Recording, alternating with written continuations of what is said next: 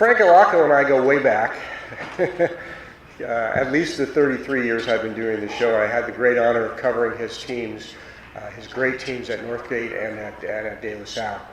I remember vividly him going to his games and having the kids in the stands yelling, "Allocco, we love you." And I thought, wow, that is really annoying. They never said Bronstein, "I love you" or anything, but they love Frank Allocco. And I don't know how you could ever give that up, going to work and having people tell you that they love you, but he did. And I had the honor of covering his son as a player and a coach, and most recently his granddaughter as a great diver from Clayton Valley. So it's been very fun. Frank spent 18 years as De La Salle's head varsity basketball coach. During that time, he led the Spartans to 17 league titles, 9 North Coast section titles, 3 NorCal titles, and 2 state championships. Frank guided De La Salle to a 487-71 overall record. Amazing. While posting a 229-7 record against league competition. Combined with his 167 coaching victories at Northgate High School, Frank was the 27th coach in state history to win 600 games, reaching that milestone faster than any coach in the history of California interscholastic basketball competition.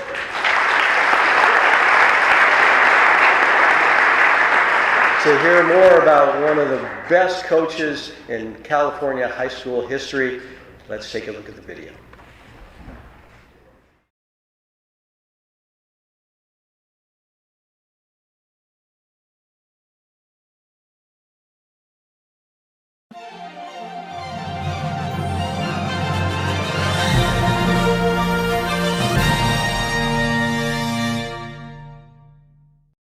Frank Allocco, father, friend, coach, but the epitome of what a friend is, only in that there to celebrate when times are good, but more importantly, he's always there if you ever need him.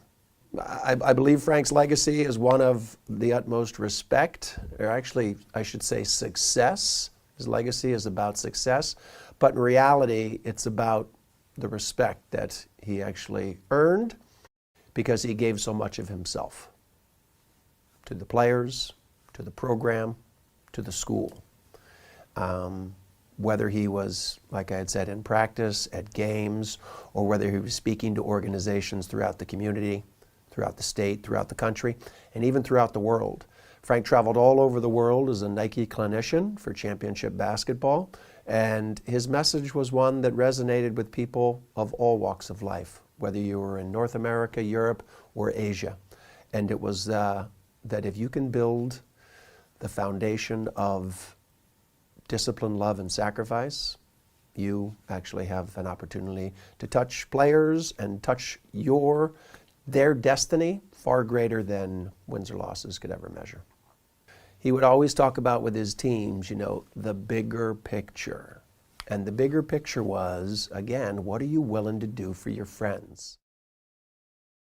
You got a couple days to be able to explain who Frank Allocco is, because that's how magical the guy is. I mean, he's a jack of all trades, extremely smart, an outstanding coach, and just a character. I mean, he's got a great sense of humor, and he coached at the same time I did. So he was a head basketball coach, I was a head football coach. He was a fantastic coach, so organized, very demanding, which I think all good coaches are. He became a legend. He was already a legend in high school football or high school basketball. I don't think I've ever seen a better basketball coach than Frank Allocco. He crossed every T, dotted every I, had those guys in fantastic condition. My philosophy and Frank's philosophy were side by side. I mean, the way we approached everything. He left a legacy that's going to last forever. And, I'm real proud to call him my friend. And I love him. He's just a great guy. He's just right down the line. He's a good moral man. He's a good Catholic. And you know, he's fun to be around. We had a lot of fun. I'd call him up on the phone, he'd answer, hello, and I'd say, you know I'm better than you. And he'd do the same thing to me. P.S. He's a crazy bastard. Hall of Fame at De La Salle. The teacher, the poet, the coach, Frank Allocco.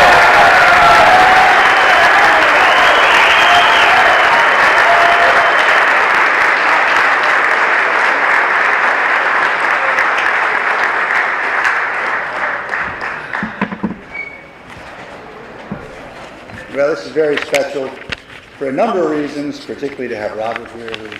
I remember when Robert first started doing his thing, honoring kids, and I thought that was always so special. And I watched this guy carry cameras all over the state, filming games. He was incredible, and really, really blessed to be here with you, Robert. Before I begin, I'm going to ask two things. One, don't tell me the Notre Dame football score, because I taped the game, so I'm going to watch it tonight. And God knows anything could happen with them. So, secondly, I'd like to ask my family members that are here to stand up and stay standing. Anyone here who has coached with me, anyone who has coached with us, would you stand? Anyone who's coached with us? Wow, a number of you guys are here. Really appreciate you guys. And finally, anyone who's played for us, please stand up. And give these guys a round of applause.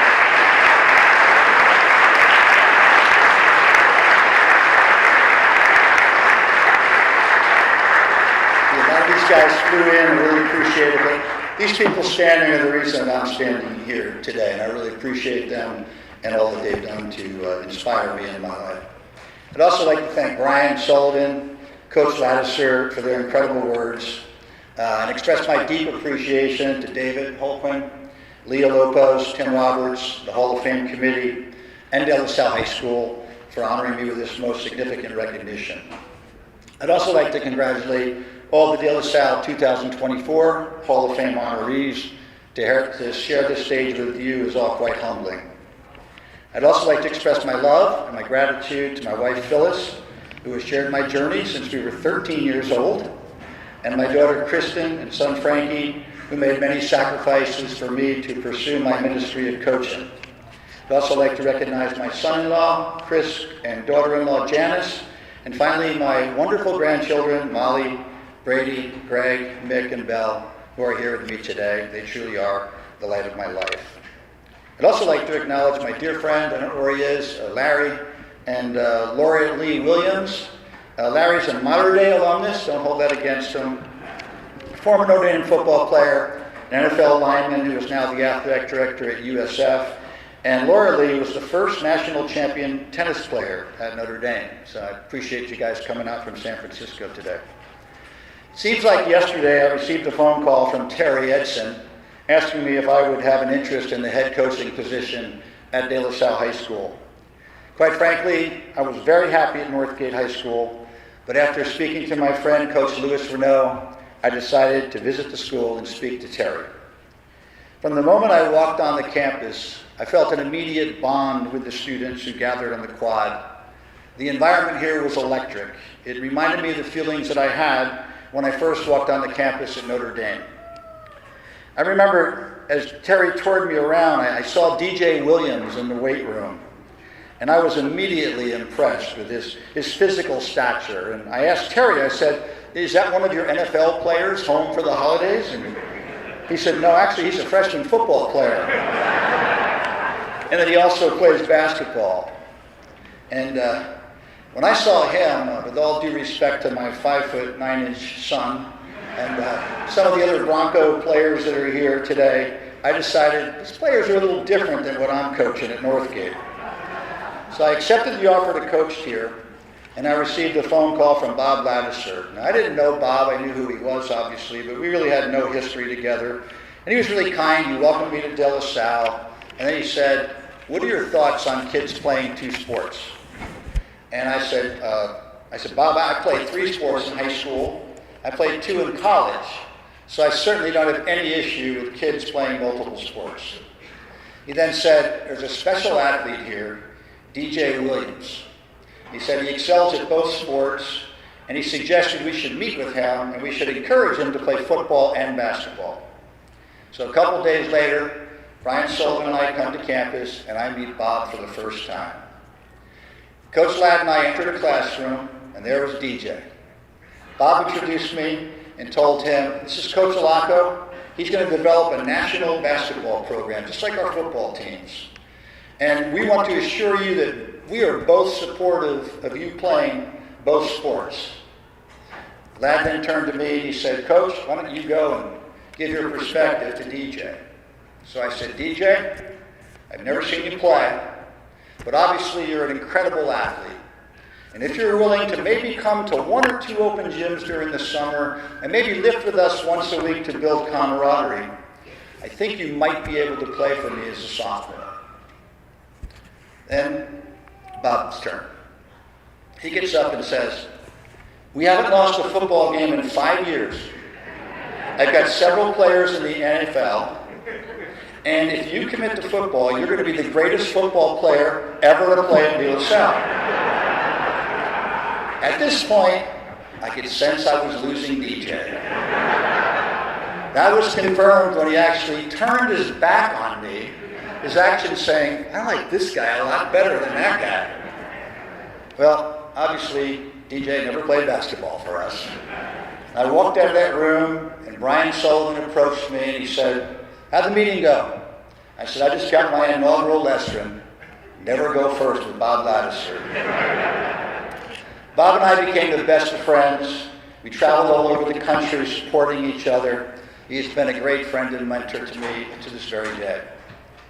Coaching here was an amazing ride.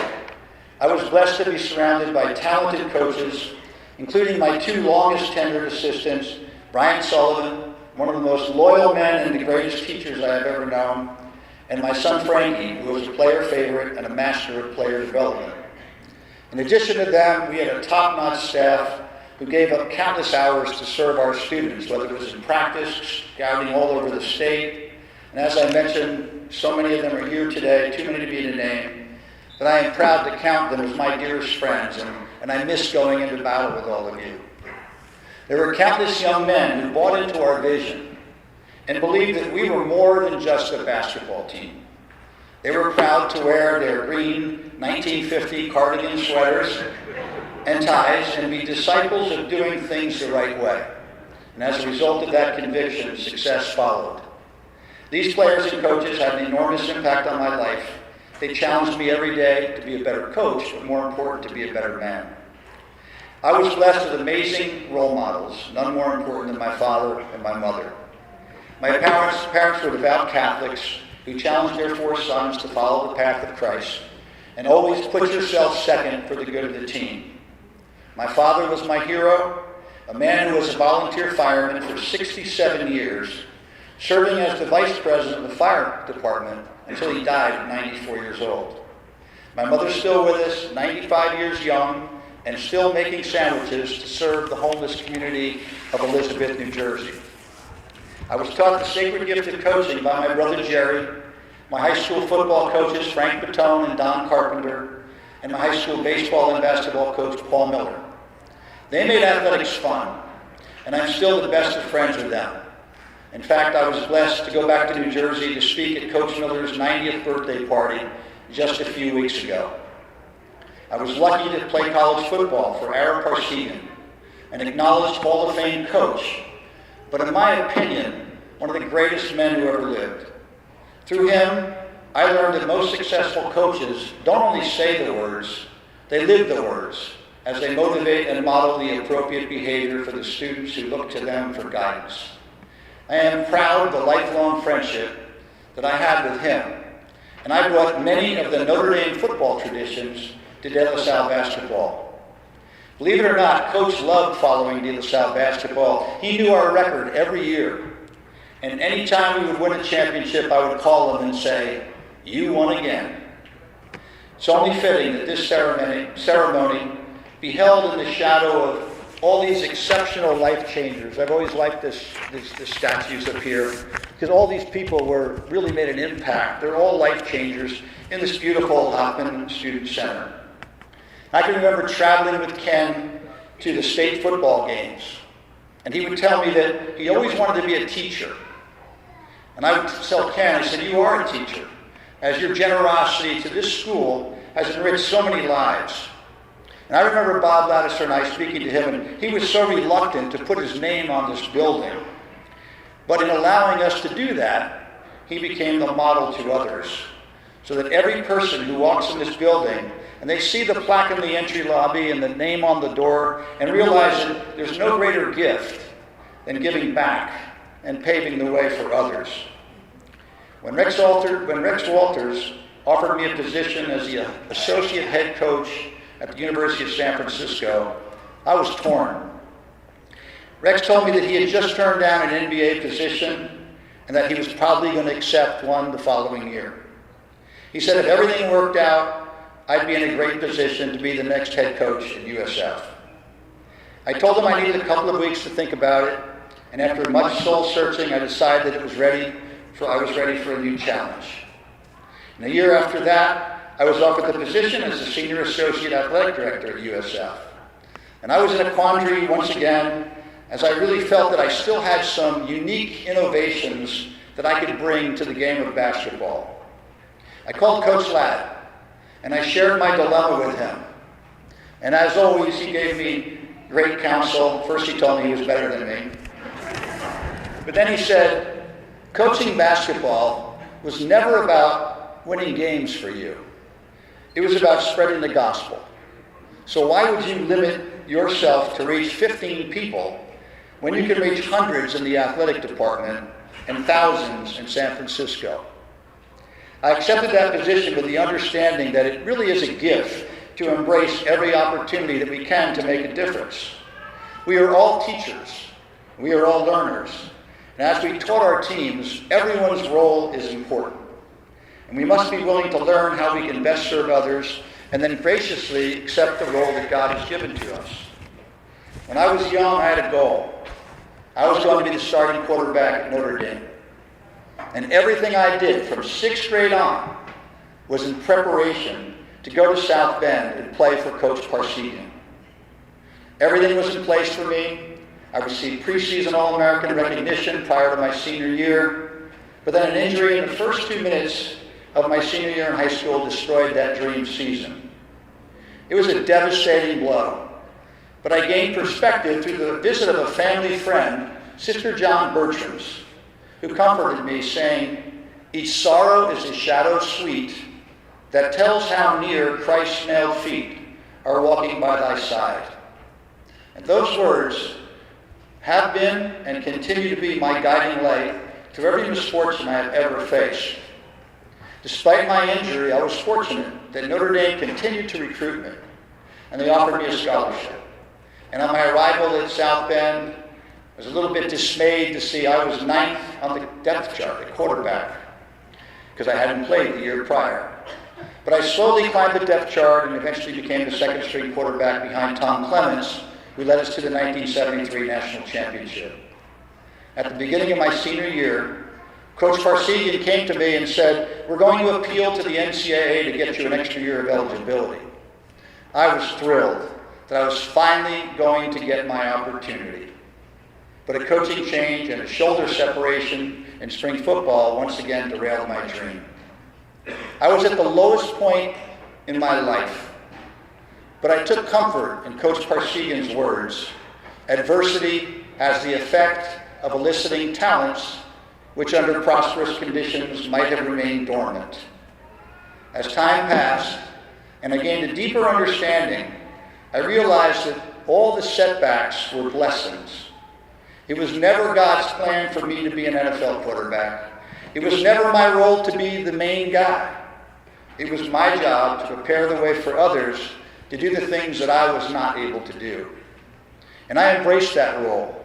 And my life has been enriched as I have enjoyed the success of the thousands of children, including Hall of Famers Clayton Tanner, Damon Jenkins, and distinguished alumnus Dalton Brown, that I was able to mentor through my Excel basketball camps, CYO leadership, coaching at Northgate and De La Salle, and now in my work at USF. I'm truly grateful For all the adversity that I faced, it was part of a greater plan that would lead me to here. Everyone in this room is a coach. Whether it's a sports team, your business cohort, your family, your community, there are people that look up to you and need you to show them way. And the interesting thing about it is you never know the influence that you're having. Example, my granddaughter Molly. Yesterday just came out that she's the #1 diving recruit in the country. And next year she'll be attending Stanford University as a student athlete. But her inspiration to dive began when she saw Christian Ibsen, a De La Salle Hall of Famer, dive in the 2012 Summer Olympics and told her mother, "I want to be a diver like him." And I'm sure that Christian has no idea of the life-changing difference he has made in my granddaughter's life. People often ask me if I miss coaching. And my response is, I never stopped. I just shifted to a different demographic. And with that being said, it would be odd for an old coach not to close with a coaching challenge. You are never too old or too young to make a difference. Before Coach Parsegian passed, I sent him a letter. And I said, to focus on your 84% winning percentage and 2 national championships would be to diminish who you are. Arrow retired when he was 51 years old. But his real greatness was not the 11 years that he coached at Notre Dame. It was the last 23 years of his life, when he raised $50 million to combat Niemann-Pick C syndrome, a fatal disease that took the lives of his 3 grandchildren. There were only a couple of labs in the world researching this disease when Coach's grandchildren were afflicted. And today, there are 100 labs. And on my recent trip to Notre Dame, I was told that they have isolated the defective gene and they're on their way to a cure. Now that's an impact. That's making a difference.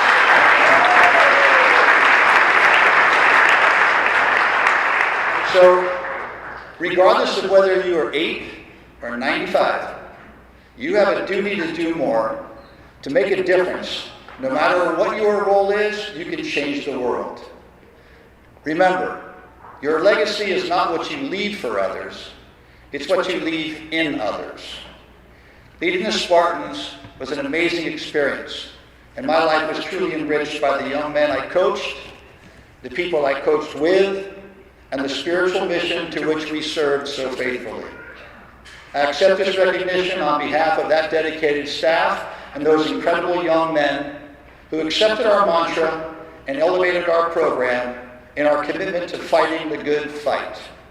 I'll always be grateful for my experience on Winton Drive and thank all of you for allowing me to be a small part of the great history of De La Salle High School. Thank you.